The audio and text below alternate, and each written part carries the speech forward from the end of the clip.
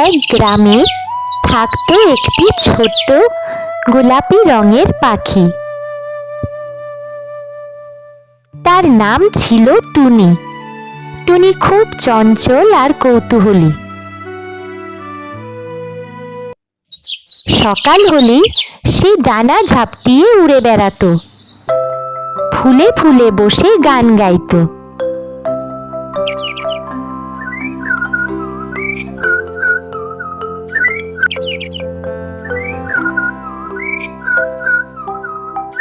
একদিন টুনি দেখতে পেল গাছের নিচে একটা ছোট নীল রঙের পাখি একা বসে আছে।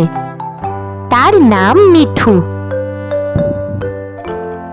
মিঠু খুব চুপচাপ, একটু লাজুকও বটে।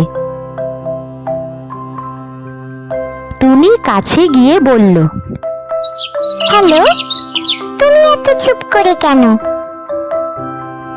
আমি উড়তে একটু ভয় পাই, তাই একা থাকতে ভালোবাসি। টুনি হাসলো, ভয় পেও না, আমি আছি তো, চলো আমরা একসঙ্গে উড়ি। পরের দিন টুনি মিঠুকে নিয়ে গেল পাহাড়ের উপর উঠতে শেখানোর জন্য।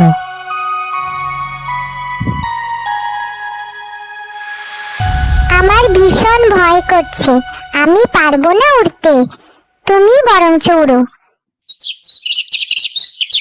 ভয় পেও না, তুমি শিখতে থাকো, ধীরে ধীরে ঠিক পারবে। তারপর মিঠু ধীরে ধীরে উঠতে শেখার চেষ্টা করতে লাগলো। মিঠুর ভয় কাটতে শুরু করলো।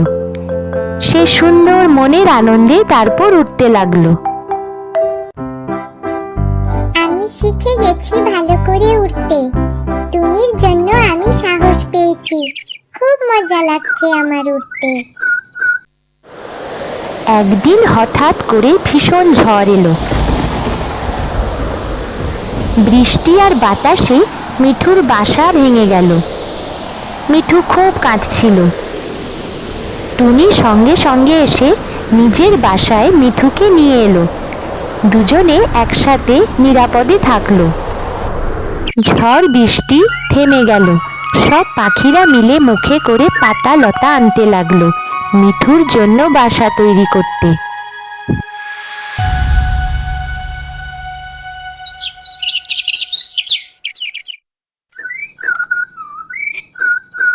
মিঠু খুশিতে বলল, বন্ধু থাকলে ভয় থাকে না।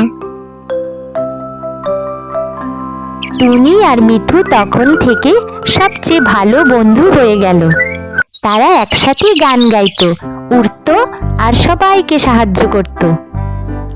এই গল্পটির থেকে আমরা এটাই শিখতে পারি, বন্ধুত্ব আর সাহস থাকলে সব ভয় দূর হয়।